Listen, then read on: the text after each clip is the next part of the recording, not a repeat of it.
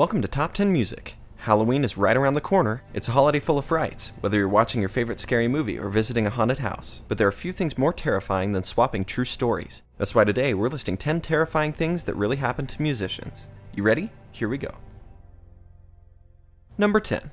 During the height of the Prohibition in 1926, legendary mobster Al Capone had acquired a chain of breweries, brothels, speakeasies, and gambling dens through shady deals, assassinations, and firefights. With millions of dollars at his disposal, the press, police, and politicians were all in his pocket.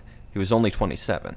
Thomas Fats Waller was also in his heyday. A piano and organ prodigy, he rose to fame with his original compositions and comedic performing style. His innovations in the Harlem Stride style paved the way for modern jazz piano. He knew nothing about hitmen and the mob. When Fats left New York for Chicago to play a few gigs, he was 21. He landed a regular gig at Sherman Hotel, where he dazzled his audiences, usually very wealthy men. One night, after his gig was over and he was headed home, Fats felt a revolver pressed up against him. He was threatened into a black limousine. Panicked, he thought he was going to be robbed and killed. Instead, he was dragged into a fancy saloon, pushed towards a piano, and forced to play for Al Capone or be killed. His boys were throwing him a birthday party and needed some live entertainment. The party lasted 3 days. After over 72 hours of playing, Fats was taken home, where he went to bed terrified, exhausted, and very, very rich.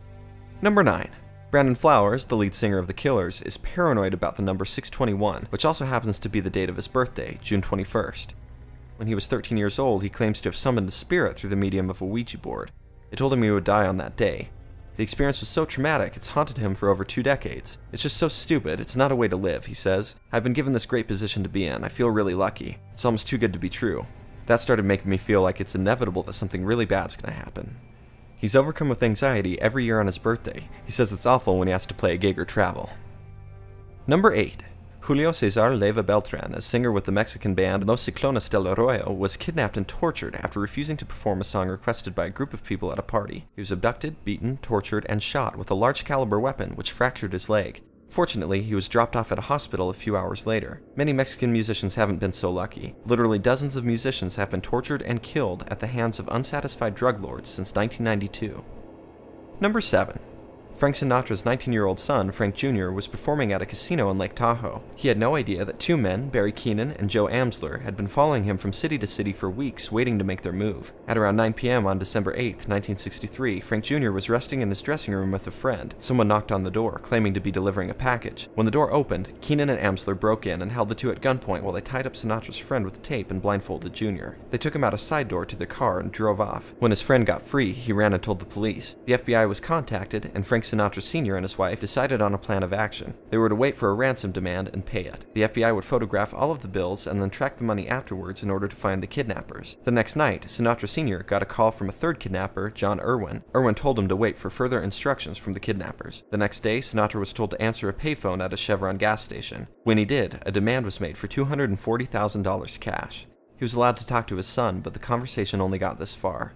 "Are you alright?" Sinatra Sr. said. "Yeah," said his son. Sinatra Sr. lost payphone connection and didn't have any change to call back. For 4 days, Sinatra Jr. was driven around in a car wearing nothing but his underwear and a blindfold, switched constantly between the back seat and the trunk. After the money was dropped, Sinatra Jr. was set free, where he walked miles in the dark nearly naked before finding a local security guard and asking for a ride home. All 3 men were eventually arrested and convicted, but because of running out of change and losing his payphone connection during the ransom call, Frank Sinatra Sr. always carried a roll of dimes with him afterwards. Number 6. David Bowie's death in 2016 rocked the music world. Millions mourned his passing. One of the most influential rock musicians of all time, he was known for his experimental sound and style. But things weren't always peaceful and happy for this glam rocker. In the 1970s, Bowie's cocaine addiction began spiraling out of control. High more often than not, he entered his thin white duke phase, dabbling often with the occult. In 1975, he stayed for a time at the Los Feliz house of Glenn Hughes, the bassist for Deep Purple. Just down the street, Charles Manson and his gang had murdered the LaBianca family in their home just a few years earlier. Bowie began to receive terrifying premonitions and overwhelming feelings of sadness during his stay there. Worried that witches were going to steal his semen and conceive a baby to sacrifice to Satan, he began using magic to protect and defend himself from demonic forces, drawing pentagrams on everything he could.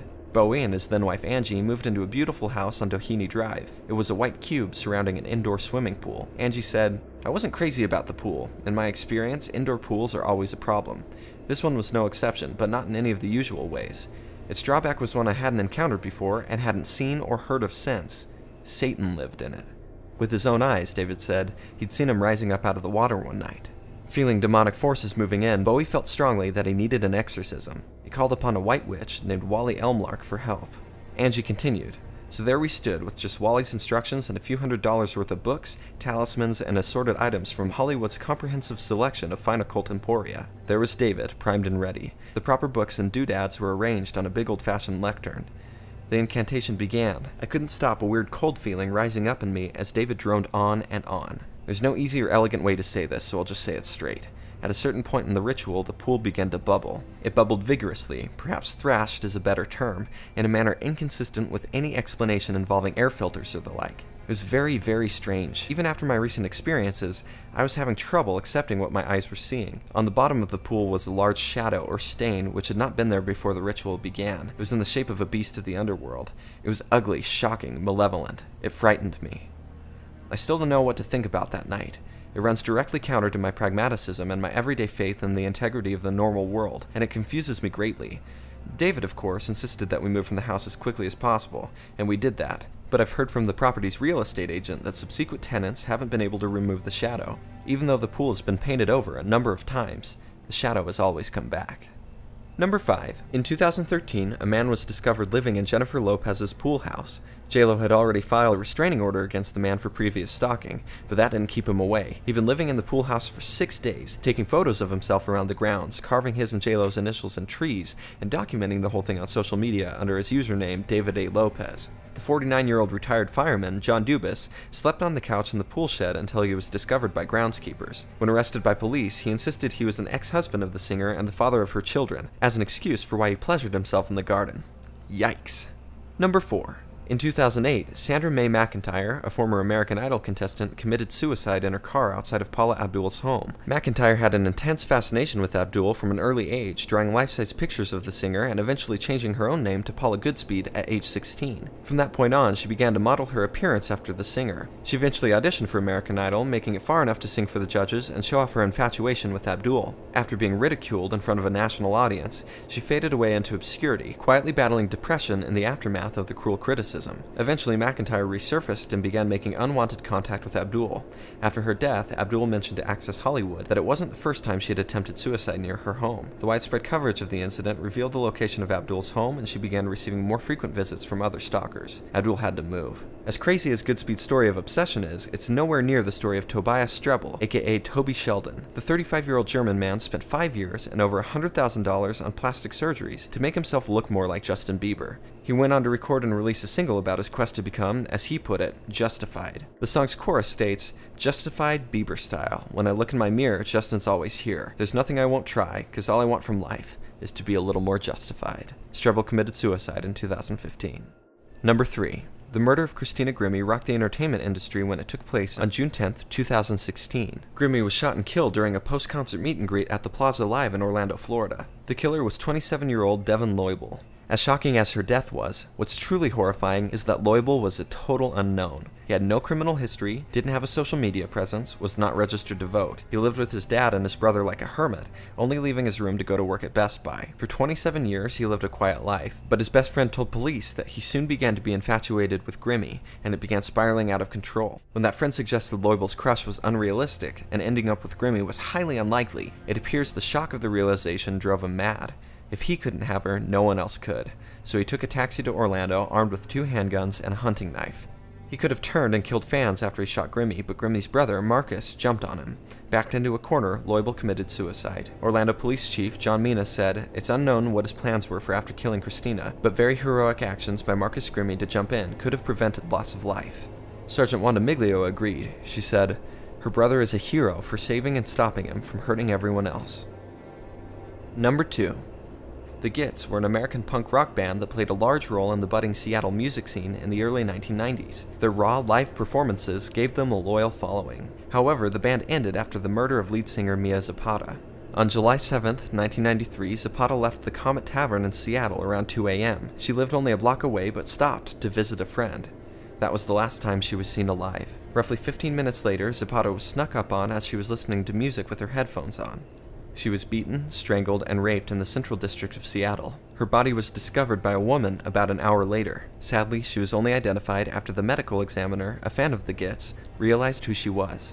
Her killer evaded capture and discovery for 10 years. It wasn't until a saliva sample from Zapata's body entered the National DNA Database in 2001 that they were able to find the perpetrator. In 2002, Florida fisherman Jesus Mesquia was arrested for domestic abuse and burglary. His DNA was taken and entered into the database, where it matched the sample from Zapata's body.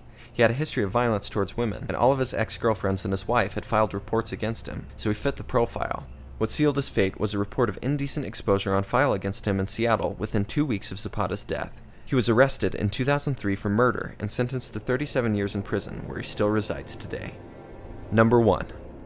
Bryan Harvey was a member of House of Freaks, an influential 80s folk rock duo whose sound would inspire future acts like Black Keys and the White Stripes. With his bandmate, drummer Johnny Hott, they had modest success at the turn of the decade, releasing 5 albums before splitting up to join other groups. Harvey ended up getting married and starting a family, having 2 daughters.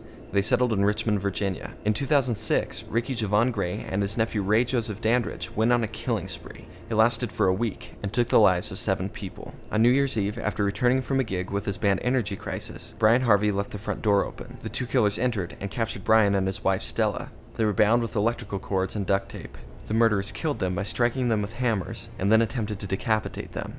Downstairs, their young daughters were also brutally murdered. The house was then set on fire. The burned bodies were discovered the afternoon of New Year's Day.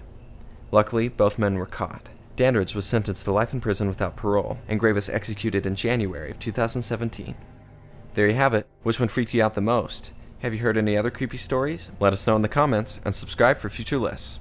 Happy Halloween! Make sure to check out our top 10 Halloween songs. Thanks for watching.